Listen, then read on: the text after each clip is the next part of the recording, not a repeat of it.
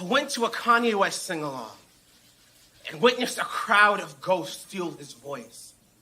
Watched him exercise nigga off their tongue and howl the entire night. What to do when you can't do anything at all? Guns. The rest of you will remain silent. Because that is easier.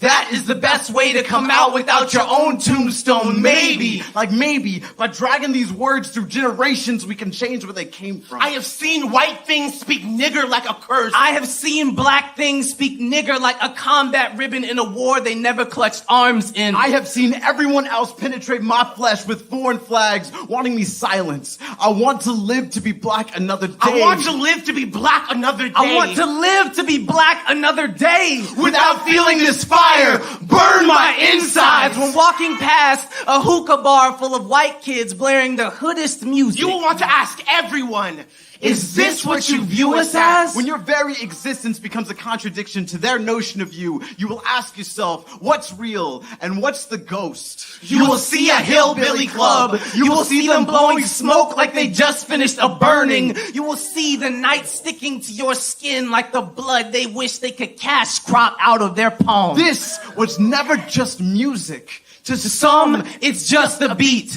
To others, it's a beating. There is a horror story in here somewhere. Written in hushed racism that history forgot to keep to itself. We in here, yeah, we in here, 'cause we been here. We in here, yeah, we in here, 'cause we been here. We in here, yeah, we in here, 'cause we been here. Rid of us now. We in here, yeah, we in here, 'cause we came here. Rid of us now. We in here, yeah, we in here, 'cause we came here. Rid of us now. And you know that we won't ever go, so you do what you want. We in here for life. Life. That's it. Well, welcome back. Happy Monday to all. It's another episode of Black versus the Board of Education. My name is Miss Laureen, and I'm joined right now by two of my co-hosts, and I know a third is on her way. So while she's making her way here, why don't we go ahead and let you two introduce yourselves, and then we can talk about it. Come on, Sam. Okay. My name is Samuel. I'm in 5th grade, and I'm 11. Perfect. Miss Melissa. My name is Melissa. I'm 15 and a sophomore in the Southern California area. So this week we're going to be talking about N-words, monkey sounds, and false arrests. Oh my. We've seen a whole lot of things go on this week in multiple places and go on last week. Some stuff coming up from January just now getting posted. And Samuel, you asked me a question about something I had said last week. What were you trying to ask me about? So I was trying to ask you about, so they figured out who did the Abraham Lincoln school thing with the KKK and the swastikas. Mm-hmm. But I was just asking a question. Why? And they said they found them on video surveillance cameras. I'm like, why haven't they used video surveillance cameras in 2 months of an investigation of a hateful speech at a school? Well, I mean, I think Abraham Lincoln happened last month, or 2 months. Was it 2 months already? Oh my goodness, I can't even keep up with it. But I can read you the statement that came out. It said on Tuesday, 2/15/22, school officials at Abraham Lincoln Elementary School in Sacramento City Unified School District in the city of Rancho Cordova reported racist graffiti that had been spray painted on their campus during the 2022 Abraham Lincoln's birthday observance. The suspect spray painted obscenities, including racial epithets, KKK, and swastikas. The graffiti resulted in over $400 of damage, which is the threshold for felony vandalism. The case was referred to detectives who worked closely with the school district and administrators. Abraham Lincoln Elementary School administrators were able to obtain video surveillance footage showing 2 juveniles on the campus grounds during the same time period when the vandalism was believed to have occurred. From the video, school officials and detectives learned the identities of both suspects. They were two juveniles, both 14-year-old students from nearby George Washington Carver High School. So, obvious question to me is, what were they? A lot of times there's a keeping a certain information secret. However, we didn't see that with the McClatchy incident. When it was a black child, they gleefully told us all what the kids were. Now it just says, oh, they're two suspects, and we're just supposed to go on with it. Now I've been on a lot of the little parent blogs. I saw them say stuff like, oh, this is another Jussie Smollett case. And what they aren't telling people is that they are non-black students. What wasn't in that little thing, they were non-black. As a matter of fact, I think one of them was white and one of them was biracial, Asian and white. And so if we got to do it, if we're going to do it for one, we got to do it for the other. And that's the equity piece in there, right? So are y'all surprised? You know, did you expect it to be non-black folks? What do you think? I expected this. Like, it's just like, I expected this. Whenever it's like suspects, I'm like, in the report, I'm like, oh, they can't be black. Cause if they're black, they'll be like, African American students wrote this. They wrote this. Nothing to see here. Everything's great. I mean, we have no liability. We can't be called racist. They're African American. Once it's a non-black student, it's like two suspects. We won't say their race. Nothing, no information about them. Just two suspects from George Washington Carver High School. High school. Okay. Yeah. And so I just want the same energy. Melissa, you want the same energy? I want the same energy. I want the same energy because when we watched the video last week talking about when it was the African American student, before they revealed that student was African American, the build up to it, I was thinking it was someone that was not black, it was not African American, because they weren't specifying that. So I feel like that's our expectation. If they are just saying the suspect, or they are just saying a student did this happened at our campus, to protect their own, they say the suspect, just so we can come to our own conclusions. But then they add that the student was African American towards the end. So when we see this story, I'm thinking the same thing. Oh, they aren't African American, they aren't black. It's someone that looks like the people in power at this school, because they aren't saying otherwise. Yeah, it's something. That's all I'll say. It's something. I haven't seen a press release, a press conference. I haven't seen them take any questions from the public. I haven't seen them come out, well, when we solve it over here, y'all mad. And when you solve it over here, y'all mad. We can't do anything right. It's because you're not doing it the same and consistently. We have to be clear. And so I'm hoping that eventually these students will be held accountable. I thought I read somewhere they may have been arrested. I don't know. You know, you never know. Samuel? And the school district was like, we're doing this. Y'all, you are mad at us. We do this, you're mad at us. There's context in every situation, and it's how you handle both situations in both manners. If you contrast them, as well as leave them by themselves and analyze them that way, that is what you're doing wrong.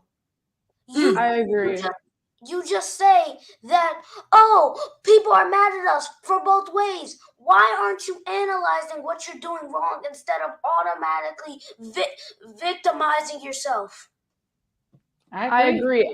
Our problem is not that you are going through investigations and saying which student did it. We're angry and we're mad about the favoritism and preferring, putting the black kids out there and saying, oh yeah, an African American student did this.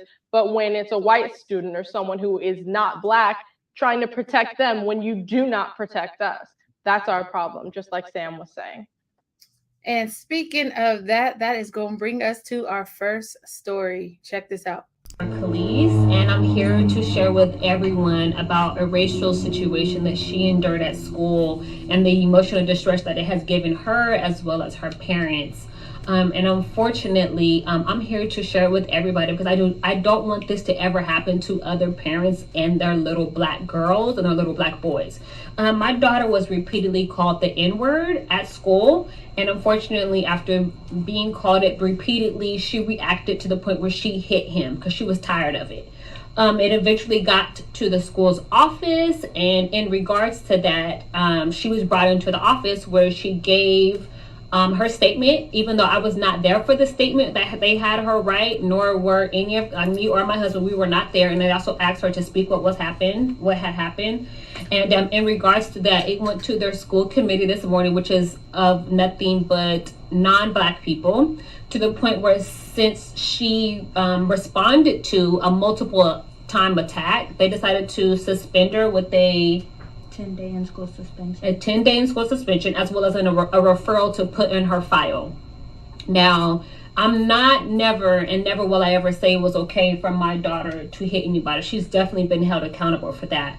What I'm most concerned about is that my daughter has repeatedly been called a slur, repeatedly, to the point where she's been hurt, and to the point where she felt like she had to react the best way she could in the moment. And in regards to that, she's the one that gets reprimanded. And I just want to share with you guys that my daughter has definitely been held accountable. But what do the words, like, how did the words also hurt you? Because they were trying to tell us in the meeting today that even though somebody gave like slurred out words to her, hitting is never acceptable. But how did the words hurt you specifically? It felt like he hit me. It felt like an attack. It felt like I was defending myself, that it was self-defense, that he called me something that attacked me, so I defended myself. And I'm just very much concerned with how we send our kids into an environment where they're not protected, specifically our little black girls and our little black boys. I'm also going to upload the video of the vice principals basically saying even though she was called these racial slurs, that they still have to submit paperwork on her behalf, which in other words to me, they want files to be carried with her up into her high school year. And So many problems with that for me, but I'm going to start with y'all. Jada, since you just got here, you on the hot spot. What do you think?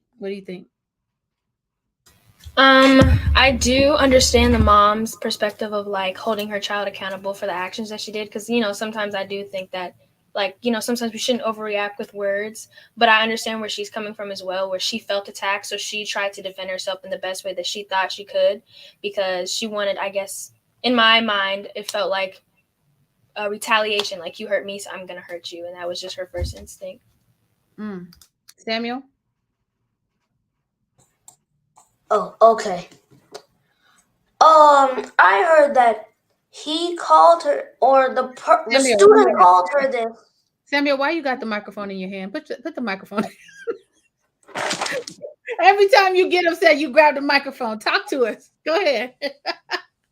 It makes no sense. He has called her this multiple times, or whoever they are. I don't know their gender. Did they specify? You said he. Mm-hmm. Okay. I thought I heard that right. He said this multiple times to her. What is she supposed to do? Just take it? Put her head down? I gotta keep my cool. Put my head down.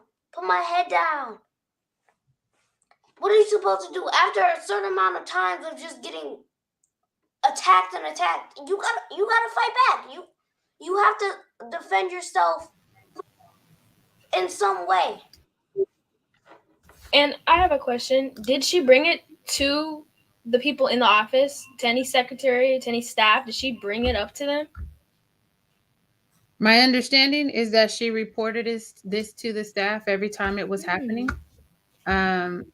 again, when you report something to adults and they don't do anything, what option are you left with? That's what I'm saying. Melissa. My first problem is that the title says my daughter experienced racism and is being punished. That right there is problem number one, because she's defending herself. Like you said, she has brought this up every single time that it's happened. And like Mom said, hitting isn't right. And she did take accountability for that and talk to her daughter. But like the daughter said, she's defending herself. And she said herself that the words felt like she was being hit. The words felt like an attack, and they are, and nothing was being done. So what do you expect her to do? Like Sam said, do you expect her to put her head down and keep going and literally be abused? This is verbal abuse. You expect her to stay on your campus and not feel safe and not do anything about it? The education system, you guys are failing her. Her taking these steps and hitting another child is a result of you failing her as a student. That's right. Samuel?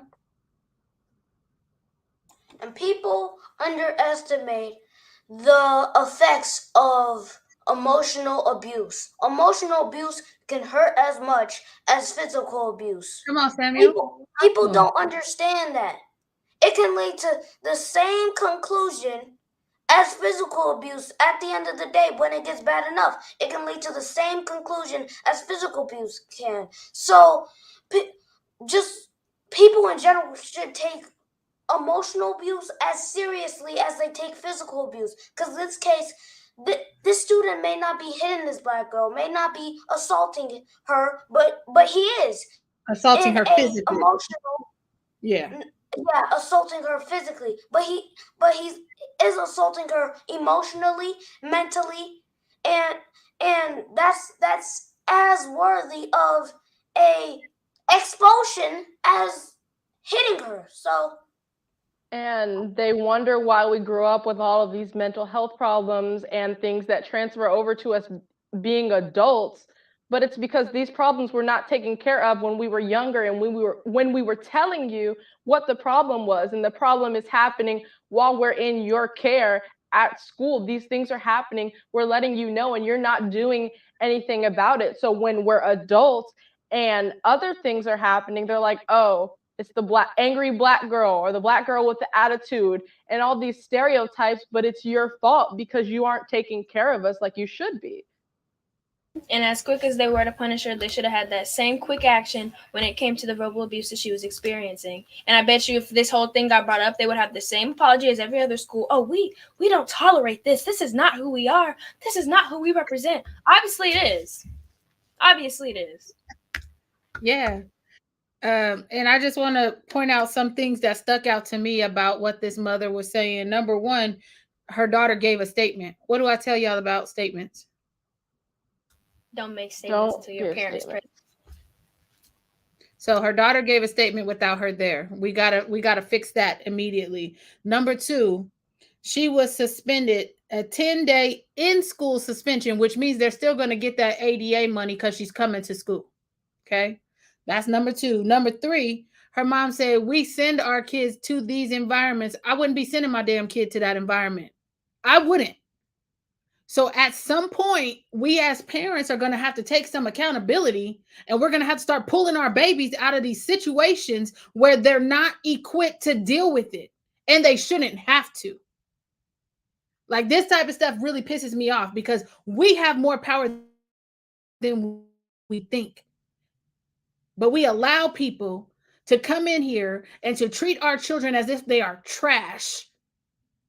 And continue to say, you know what, you go back in there and you be resilient. Like, we can't do this anymore because it is going to affect your mental health. It is going to affect you later on in life. Just because he ain't hitting you, like you said, Samuel, it doesn't mean that those scars aren't going to come up with you as you grow up. And our job as parents is to protect that from happening. So I'm a little ticked off at Mom. I'm sorry, Mom. If you ever see this podcast, I'm a little ticked off at you because there's no way in hell I'm sending my baby to no in-school suspension for defending herself. It ain't happening. I'll pull her out that school before she suffers consequences aside from, and I know that can't be the only consequence she got, because you guys are never really given one consequence because they like to pile them on, because I see it. So we have to be clear what it is we're expecting our children to do when we continue to expose them to people and places that don't give a damn about them. And I'm going to be quiet because now I'm upset. And it doesn't stop there, because, like, yeah, these people, Lord, okay, here you go. Supposed to be a championship soccer team game between two Northern California high school teams this weekend. It turned into what one team is calling a racist attack. Fox 40's Jeannie Nguyen is live at Oak Ridge High School in El Dorado Hills with what the visiting team had to say about their experience during this game. Jeannie. Eric, that game happened right here at Oak Ridge High School on Saturday night against Buchanan out of Clovis. Now, the head coach of Buchanan tells me Oak Ridge did nothing to help the situation that night.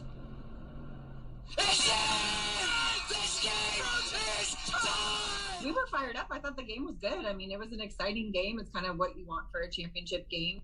It was a big night for Jasara Gillette and her Buchanan High School women's soccer team. The Clovis-based team was at Oak Ridge High School in El Dorado Hills on Saturday. Gillette says it was a great night until 95 minutes into the game during penalty kicks. My next player who came up, who is Hispanic, she had barking noises at her as she was going to take her kick. To make things worse, Gillette says the sounds continued with her next player. When the person did the, monkey, ape, gorilla noises, it was, I mean, everybody could hear it. My players right away were like, "Coach, that was racist." Like, they knew right away.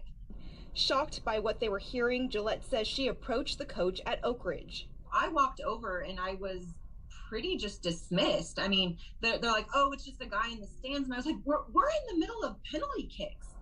Nobody from Oak Ridge or the El Dorado Union High School District would speak with Fox 40 on camera. However, their spokesperson tells us this type of conduct does not represent the values of the school, district, or community, and they are investigating the incident to identify who made the noises. The district goes on to say this is considered hate speech and the person responsible will be disciplined. But Gillette says this response came a little too late. They were all at the game when it happened. So their administrators were at the game, and they didn't feel the need to remove the students from the stand. Now, the district goes on to say they are communicating with Buchanan to make a formal apology. There will also be discussions taking place in class this week to make this a learning lesson. You could read the full statement on our website at fox40.com. Reporting live in El Dorado Hills, Jeannie Nguyen, Fox 40 News. Jeannie, thank you. Okay. All right. Melissa. So I'm laughing because of the statement or what I saw the you roll school. your eyes. I saw you. They can't see you. I can see y'all. And y'all roll your eyes and y'all make all kind of faces. The school coming out and saying this is not what we stand for, and this isn't what we represent, but y'all were all at the game. I'm almost 100% sure you all heard it, but you didn't do anything about it. The students, the players know that this is wrong. They're doing the right thing, going to get help. A coach who is white, who knows that this is wrong, is going and standing up for these children, and you're dismissing her. I don't even know. Samuel. What is this? Again, with our school does not represent this. We do not endorse this behavior. It happens again and again and again. There's no way you don't in some way endorse this behavior. You don't, obviously you don't not encourage it. You don't stop it from being encouraged. You don't do anything about it. I've seen people kicked out of games for less. I've seen people kicked out of games for less, ejected from games for less. Like your soccer same coach energy. It's just brushing it off like, oh, it's just a person from the stands. You better find that person and kick them out. as well as suspend them if they go to school. Like, this makes no sense. Jada? I find this hilarious. Not because, of course this is a horrible situation, but it's so dumb how idiotic people can really be. Like, they chose specific players to make specific animal noises, and it's being brushed off as if it's nothing. Like, that's kind of, people are getting real creative these days. That's what we're doing now at games. We're making race slurs by making animal noises. Okay, cool. In soccer is one of those sports where you see that this type of behavior is something that constantly is happening, whether it's on the pro level, whether it's in another country. This type of thing is always happening. So how do we mitigate it, knowing that this is something that continuously happens in the sport that we play? How do we protect the players that do not look like the majority of the folks playing on that team? Now, this Oak Ridge High School is about 26 miles from here. Okay. This ain't out in it's in the affluent area of town, right? There's probably not a huge population of Black folks out there. But how do we protect folks, you know what I mean, in this way when we know that these things can happen? What should the consequences be? I mean, kicking them out, that should have been an easy thing to accomplish. But what type of consequences should they put into place to stop this behavior from happening again? Samuel. You should establish instant consequences for this kind of behavior. Don't let it happen, and that's when you establish rules for this type of behavior. It should be either instant suspension for 2 weeks or instant expulsion. This should not be tolerated. I would say instant expulsion is necessary because this should not, because allowing What if it's not a student though? What if it's not a student in the stands? What if it's just somebody who comes in from the community? Yeah, an adult. Don't allow them within the school campus for the rest of their lives. Ban them from school campus. I don't care. Like, you cannot harass players. You cannot harass people and just get away with it. That's not how this works. Yeah. What do you think, Melissa? A consequence. How do they stop this behavior from happening again? So I was thinking on the student level, like that student should not be able to come back to the games, because if there was a Black student or something happening that the coaches didn't like, or a Black student was not complying, they would be quick to kick them out for the rest of the season. We've seen it on the podcast, but now that you bring up that it's possible it was an adult, I don't know how you would go about that. I don't really have an idea about that because I wasn't thinking on the adult level, because in my brain, the adults should know better, especially when it comes to these kids. But we have an entire podcast dedicated to crazy adults not knowing how to interact with children. So I don't know. Yeah, and honestly, I don't know what I would do in this sort of situation for adults, because I would think that adults have enough conscience and enough sense to know that this isn't tolerated, because you're grown, so you should be acting your age.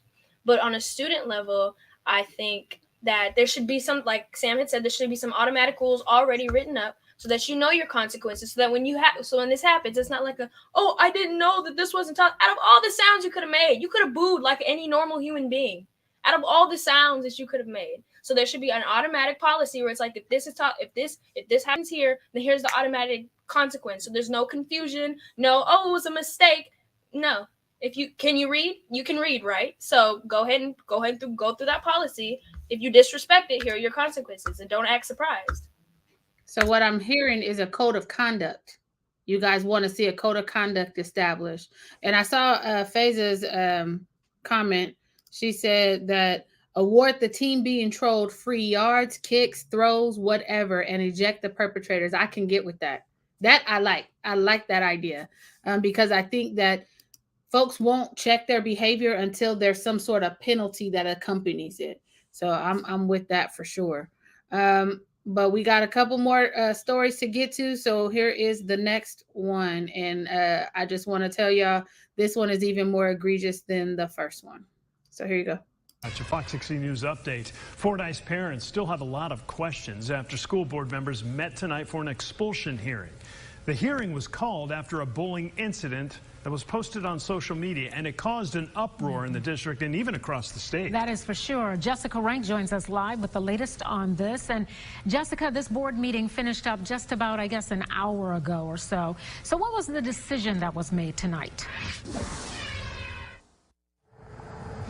Yeah, Donna and Kevin, well, a lot of the details of the punishment were left out tonight due to district and federal rules, but they did vote on a modified expulsion for the accused bully. Still, parents say they don't believe that's enough and that the problem goes bigger than this one incident.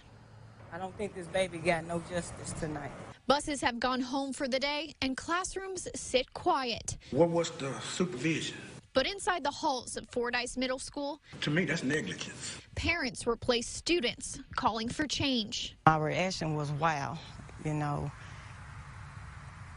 this still going on in Fordyce. A video taken in what looks like a school locker room flooding social media. It shows one student pushing another to the ground. The student punched, choked, and kicked until they become unconscious. It was disgusting, honestly. Well, of course, we were horrified. We did not know this fight had occurred until it was on the social media. The school district says disciplinary action was taken for both students. And Thursday, that continued. Board members voting on a, quote, modified expulsion for student A. We really didn't get an understanding of what's going to happen to this boy outside of, you know, school.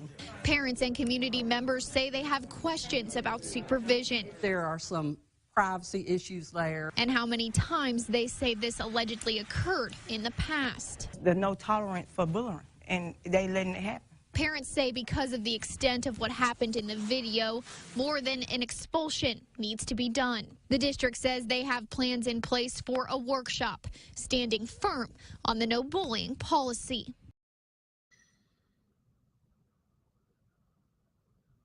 A workshop. Okay. Jada. I'm not gonna lie, I was a little confused at first. It looked like a little locker brawl. And then next thing you know, I'm seeing somebody get choked out and unconscious as they're getting kicked in the back. And I'm like, okay, and I'm still confused. Who is student A? Who is student B? Like, what's happening? Student A is the one, the white student who was the aggressor, who the other kid was trying to evade. That's what you saw, him dodging and running in a circle to get away from him. So student A is the aggressor. So he's the bully. Mm-hmm. And they gave him a punishment. And so that's what the whole school board meeting, and that's what the parents are upset about because they feel like he didn't get enough. Mm-hmm. That's what I got from it. Again, Melissa, okay, I'm gonna come to y'all before I give my take because I wrote down some notes as it was going on. So Melissa, talk to me.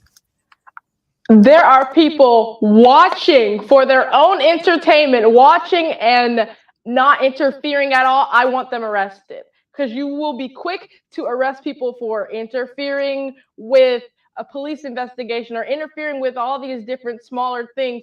But I want everyone in that locker room who is watching, I want consequences for them too, because you watched another kid get beat up and knocked unconscious.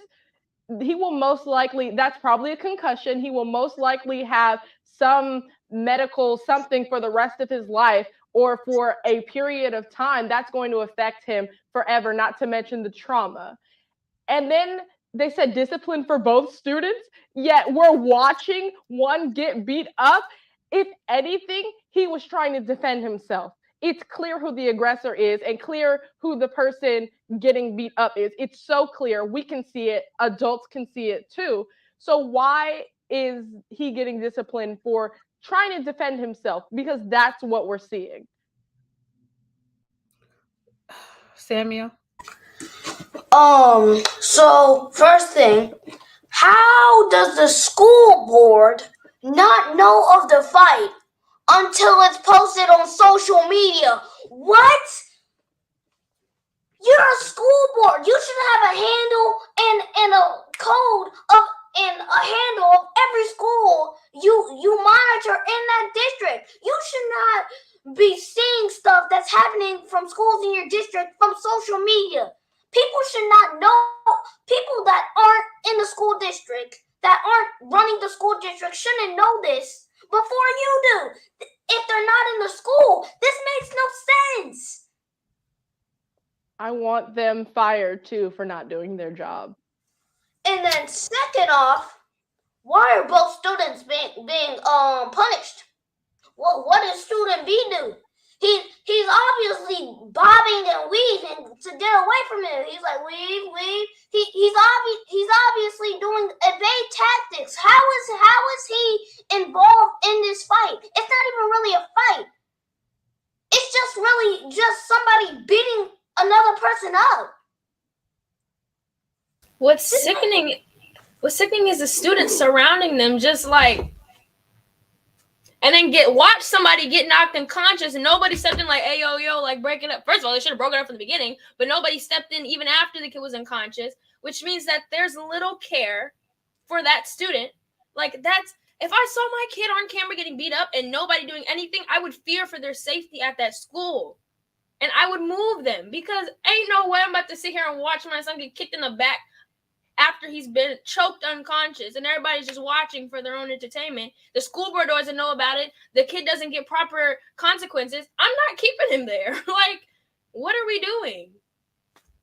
In a workshop? A workshop? Keep your hands to yourself.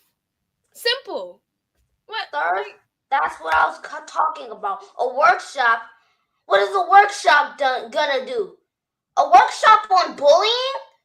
What? You already have bullying signs all over the school saying, don't bully, you'll get expelled. What is that doing, obviously? What is that doing?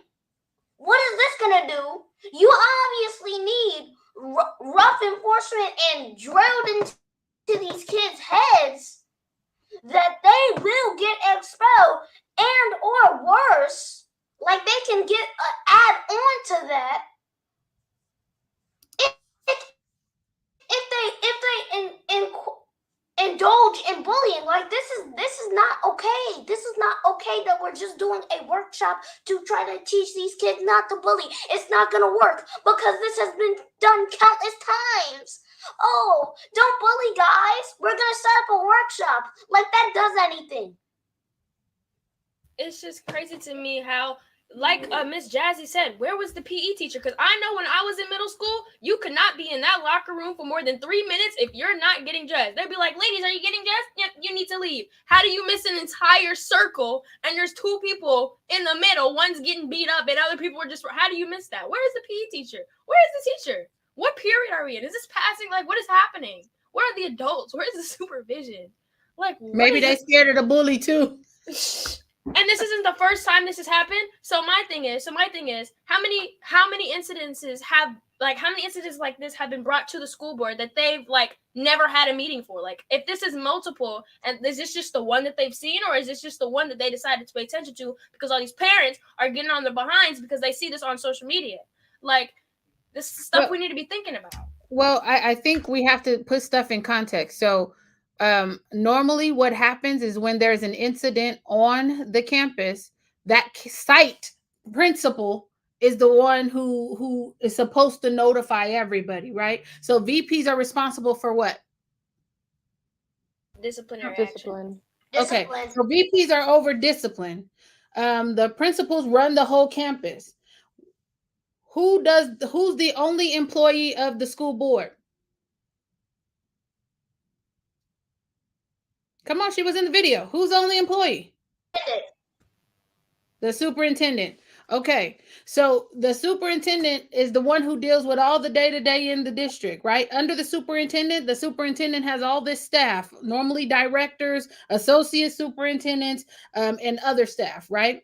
So when issues like this happen, it normally stays to the site unless police is called and unless someone from the site calls one of the directors who then gets a message to the superintendent, right? And then the reason that I know it got to the district level is we're talking about an expulsion. Who's the only people that can expose or expel a kid out of a district? Who's the only people with the authority to do that? The district, the school board, The school board. superintendent and the school board. Okay, the superintendent cannot. The school board does. The school board votes on the expulsion of students. Okay, they are the only ones who have the power to do that. So when we're talking about why didn't the district know, did the site report it? Because if the site didn't report it, how are they supposed to know? And then the reason why the other people on the outside know it is because social media. So if it wouldn't have hit social media, would they even be paying attention to it? And I want to know who this kid's parents are, because they are doing a lot to protect him for some reason. I've never heard of a modified expulsion, and I tried to look it up before the show today, and I could not find one. I could not find a definition or anything. So this is something they're making up as they go. So who is this kid related to? Oh, so they're making up rules now? That's what we do? Girl, you know they make up rules. What are you talking about? This ain't new news. This is just crazy to me. How do you... I was wondering what a modified expulsion was. Like, what is that? What is that? What is a modified expulsion? What? They get like benefits or something? I've heard suspension and expulsion. I've never heard, no, this is a modified expulsion, something a little different. Well, let's talk about it. So I was able to find this, and I noticed they had the little white girl who rarely ever gets suspended out of school or expelled out of school. But we're not going. I'm gonna digress. It says expulsion refers to a permanent removal of a student from his or her regular education setting due to a violation of serious school rules or policies. So they go modify that. How do you modify that? The length That's a suspension. Hold on, let me finish this, and then I'm gonna get you in there. The length and reason for expulsion vary by state and school district. Before a student can be expelled, a school board will hold a hearing to decide whether a student should be expelled for their violation. Each school board can decide its own process, but must provide the student and their family with a copy of procedures and information on the process. So listen, what we saw on video is egregious, okay? There should not be much conversation about holding this student responsible for the actions that he did. And the reason I'm saying that is just this last week, I had a kid in here who was up for expulsion for a fight, okay? This was a beating. This was not a fight. This was a beating. And you're telling me that you're going to modify an expulsion? So what is that? Did you give him an abeyance contract? Because even this article right here, it says the school board did tell parents and community members that student A would be placed on modified expulsion. Details on what that entails were left out. Why are you leaving out details? Because they're trying to hide stuff. Like, this is insane. It's insane. I want to know the injuries that kid suffered. Getting knocked unconscious is a really serious thing. It's serious. I've seen kids come in here for reaching over administrators to get to another kid put up for expulsion. Like, come on. The kid was on the ground, face down, unconscious. And we're having a discussion about this? Come on, Melissa, what? Modified expulsion sounds just like suspension. Like, it's suspension and expulsion. And if you're modifying that, you're going right back to suspension. It doesn't make any sense. They need to take it a step further. We're not going backwards. You need to take it a step further. Charges need to be pressed against that 100%. Child. He needs to be arrested. Why are we going backwards? Why are we trying to lessen his discipline because we don't want to affect his future? What do you mean? What do you mean we can't affect his future? But this child's future is going to be affected no matter what. Even if they shouldn't be disciplining this Black student, but even if they do, his future is going to be messed up way worse because he was knocked unconscious. That's probably a concussion. The trauma, all of that is going to be way worse than whatever is going to happen to this white student. I just feel like glad I'm not in Forsyth County, honey. I just feel like they were like Melissa said, I just feel like they were trying to hide the fact that they were going to suspend him by trying to fancy modified expulsion so we could be like, oh wow, they really know what they're doing. No, like what is that? If I look it up and I don't know what that is, that's concerning. What is that? And you leaving out details, which means you can't explain it to me? No. Is there a precedence for modified expulsion? And is this going to be something that they're going to offer Black children, you know, when they get into little ticky-tack things on campus? And not saying that people shouldn't be held accountable, but they have no problem holding Black kids accountable to the full extent of the law. Let's be clear. So I'm absolutely outraged that he had to be subjected to this treatment, that he did his best to not engage, that he ran around trying to evade. He tried to even go by other kids who sat there and laughed at him with their cameras out. I'd have to look up where Forsyth County is, but I thought they said North Carolina. I don't know. I'll have to look it up. Don't quote me. Samuel? Wow.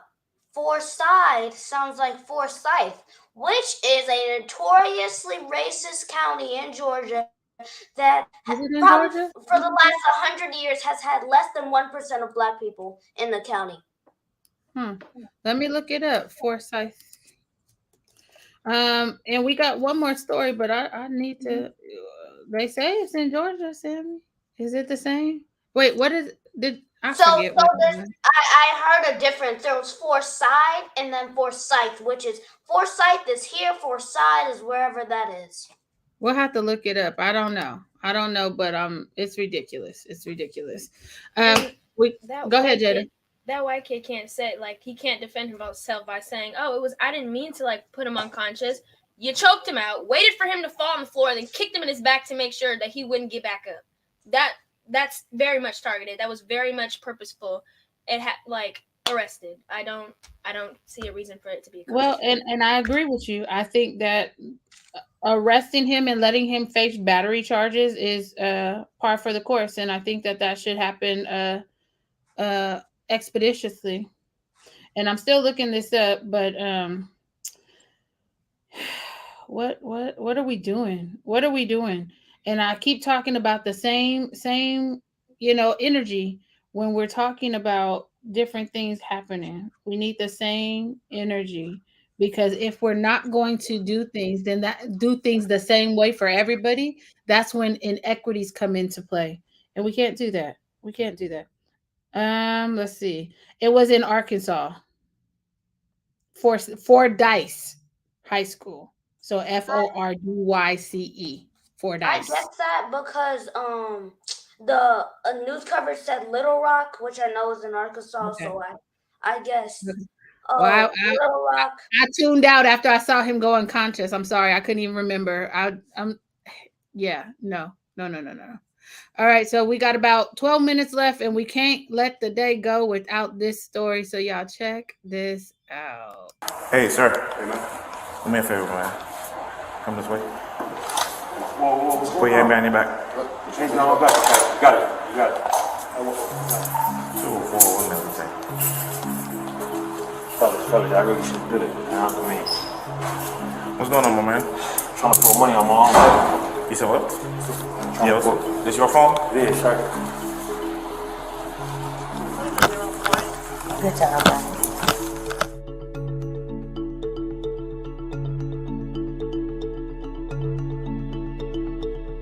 And I said, how can I help you? And she said, look at the note. And the note said, I want to withdraw 12,000 Beaver Street.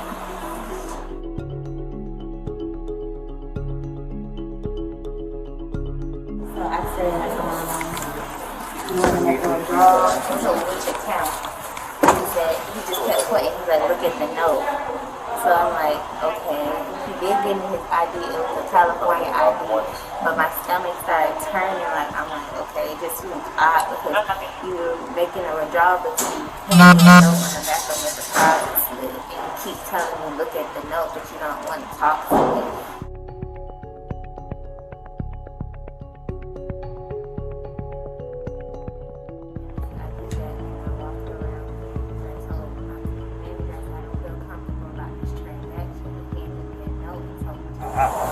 I stated to the officers that arrested me that had their Glocks off. Yeah. But I was pulling money on my own account. I understand. I put my own bank card in there for the lady went in the back. You know what I'm saying? So we have to confirm that. You gotta understand. We don't come out because of the seriousness of the call. We don't just come out, and unfortunately, in a situation like that, you don't get the benefit of the doubt. We detain and then we ask questions later. That's exactly what I went inside for. You can take them out. The other people that hang. Okay. What are these? Oh, it's on there. Yeah, hand me that notepad.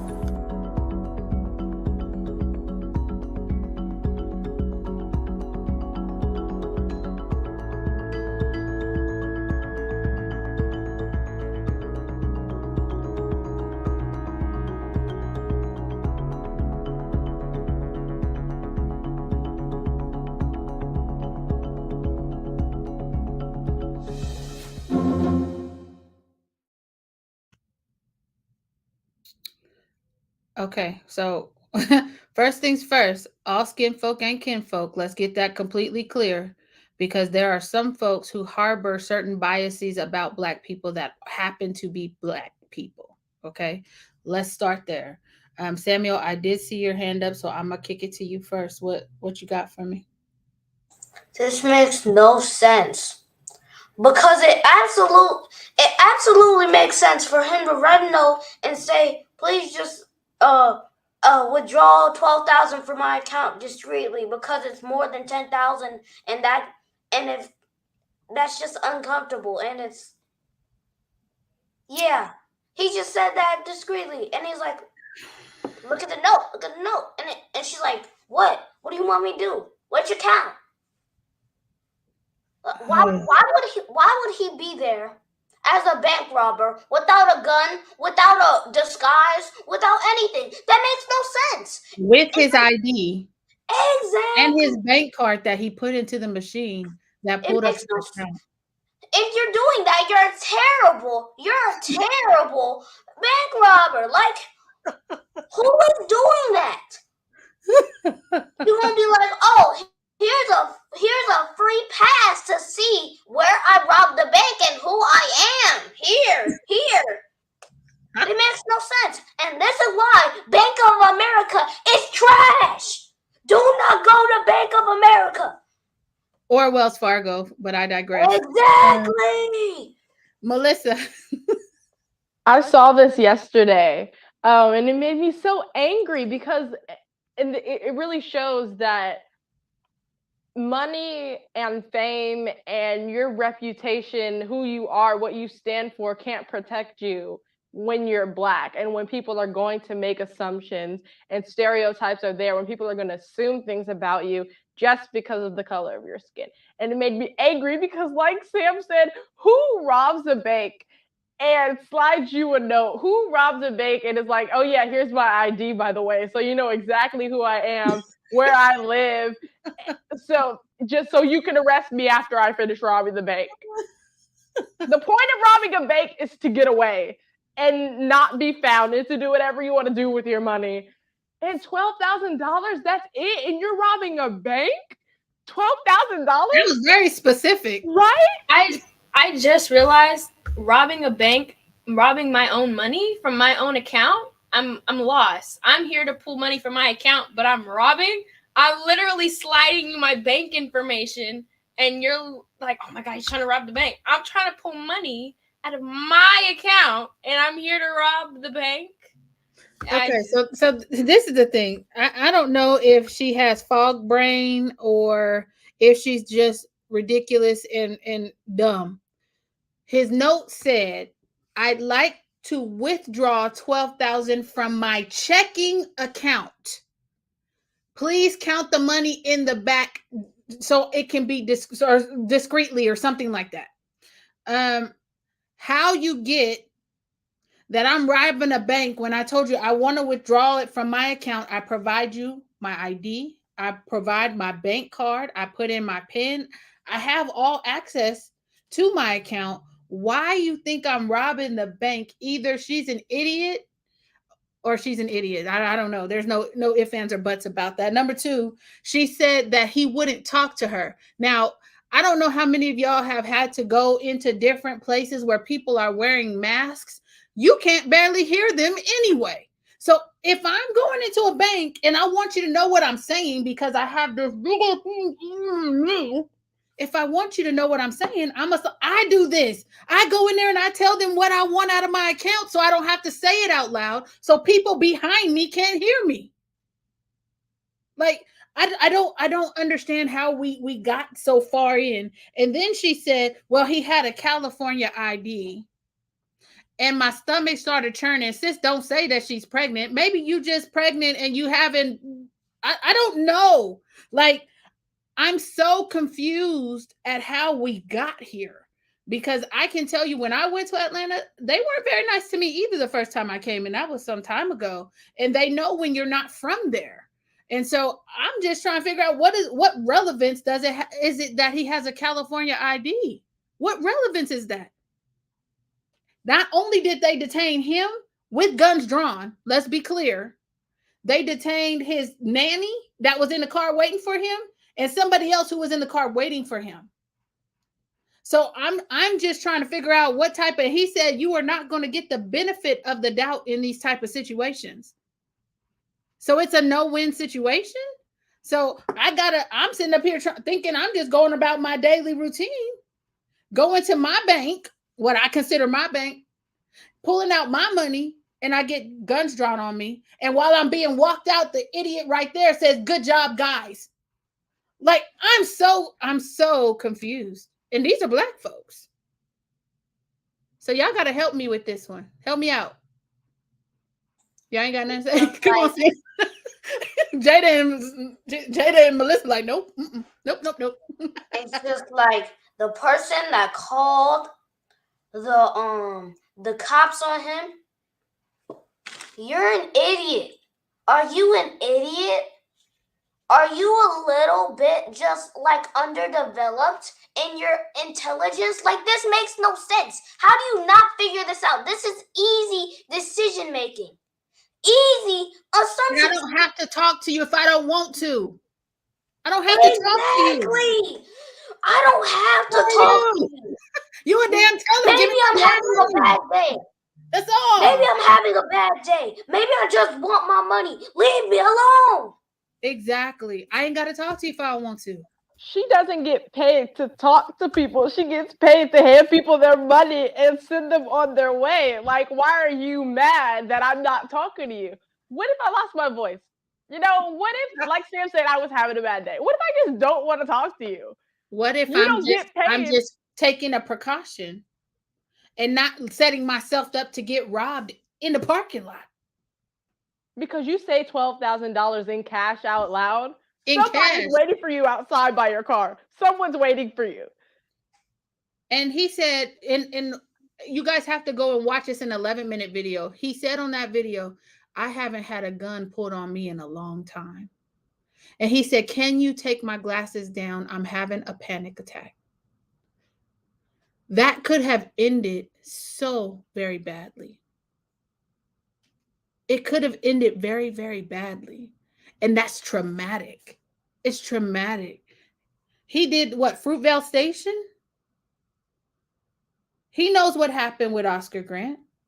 He has his back turned and he hears the sound of guns cocking, you know?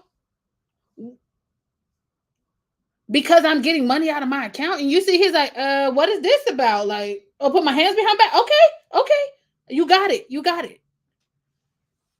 They don't know, like, yeah. And then the whole ask questions later, detain and then ask questions later. I was lost on that for a little bit. Well, and in that defense, though, Jada, to be honest, if you got a phone call and you at the bank said that you're being robbed, or you're telling somebody, the dispatcher, whatever, the dispatcher is going to take what you said and interpret it in their way and give the message to the officers to show up on site. So they didn't know if they were encountering a real bank robber, right? So they have to do their due diligence because everybody wants to make it home. Everybody does, right? To be fair. But once they figured out who he was, they uncuffed him. But she knew who he was because he gave her his ID. It wasn't a mystery. Like, I'm just confused. I'm just and that's why she's so dumb. That's why she's so dumb, because the police at least have like a little bit of like an excuse, because like it's a bank robbery. You usually have to take things like that seriously. This lady, he gave you his ID, his bank account. He said just withdraw the money, not out of his checking account, not anywhere else. Just withdraw She it out said, of his I account. asked him where he wanted to, what account he wanted to, and he said, look at the note, because it was written there. Exactly. She can't read. She can't read. It's she's broken. fired. I really do. And no shade, but shade. I hope He gave me his identity, and my stomach started churning because she's pregnant. Like, girl, bye. My stomach started churning. Bye. Maybe you got gas. Maybe you didn't like what you ate for lunch. I don't know. That's not a good excuse. I'm sorry. It's not a good excuse. And that could have ended badly. Go ahead, It Melissa. makes sense that he wanted to do this discreetly, because people, lottery winners, for example, have gotten robbed plenty of times when they're revealed their identity, like killed for their money. So it's people are greedy. Everybody knows this. People are greedy. They will rob you if they have the chance, because they need that money. So it was a good decision to do it discreetly and don't just yell out, I want to withdraw $12,000 from my checking account. Everybody would be like, I need $12,000 for this. My college tuition, my college debt, that'll help the fund. Or I just need to pay my rent and buy some food because I'm not getting no COVID assistance. Come on, let's talk about it, because he was in a mask because of the mask mandate. Let's be clear. Maybe it was cold. Was it cold in January out there? Because this happened in January. I think it was kind of cold. But he had on a beanie. And he probably had on sunglasses because celebrities be trying to be incognito, right? And so it's not outlandish to have somebody come in if it's cold outside with a beanie on, a sweatshirt, sunglasses a little much, but you don't want people to recognize you because you are Ryan Coogler, who directed Black Panther and Fruitvale Station, right? Because regular Black folks, we would know who he is. I actually do know him, but we would know who he is. So either sis is not from where we from, or sis is just don't watch movies. Because I'm not sure, because his name is not very common. I'm not sure how you mix that up. I don't know how you mix it up. And I'd be getting frustrated too if I wrote everything that I'm saying on a note. She's like, so what do you want to withdraw? Where do you want to withdraw it from? It's literally on the note. Read the note. That's what he said. And you mad because he won't talk to you? Why does he have to talk? Me? Like, why does he have to? He said everything on the note. And it's not like the note was a threatening one. It wasn't like it was like empty the vault and meet me in the parking lot. Like, that's not what it said. It said, give me my money from my account. My account. It's not like, oh yeah, take some money from his account and her account too. No, it's my account. And I want to go back to what Jada said really quick, because I know we're running out of time. But come on. Jada said that the police officer even saying we detain first and ask questions later. Like, I know we talk about that, and like that's what happens, what we see, but then hearing that out of his mouth, I'm like, oh, okay. So like, and I know how you said that was the request. They have to make sure everyone gets home safely. Like, that was the right thing to do in that context, but still, just hearing that, it confirms everything that we've always said. Well, some of them shoot first, and they don't ask questions. So then there's that. Come on, Sam. So the problem mainly with police is their teaching. What they're taught in like policing school. First off, the hiring measures. And then second off, what they're taught in policing school. They're taught like highly aggressive tactics. Like if you feel threatened, shoot. If you feel threatened, pull out your Glock. It's very. I don't know if they're taught that. And Well, I mean, I'm not going to talk for them. What we'll do, Sam, is we can invite some to have a conversation with us. Let's invite some to have a conversation with us because there is the police officer standards of training. My understanding of that is that they are not taught to shoot first. You're supposed to meet the force with the same amount of force. So that's when I took Citizens Academy, that is what they said. Now we can try to invite some officers on here and have that conversation because I think that's a worthy conversation to have. But look, y'all. We was about to get into it, and we are 6 minutes over. So what we're going to do is we're going to table this discussion because we run out of time. But we want to invite everybody back next week. The plan is we will be sitting with Representative Jewel Jones out of the state of Michigan, talking to him about his career, his recent troubles with the law. And how our mistakes don't define us as individuals. So we definitely want you to come back and hang out with us next week. So we are going to hit you with the wave. We will see you back here next week, 4 p.m. PST, right here on Facebook and YouTube. Peace out.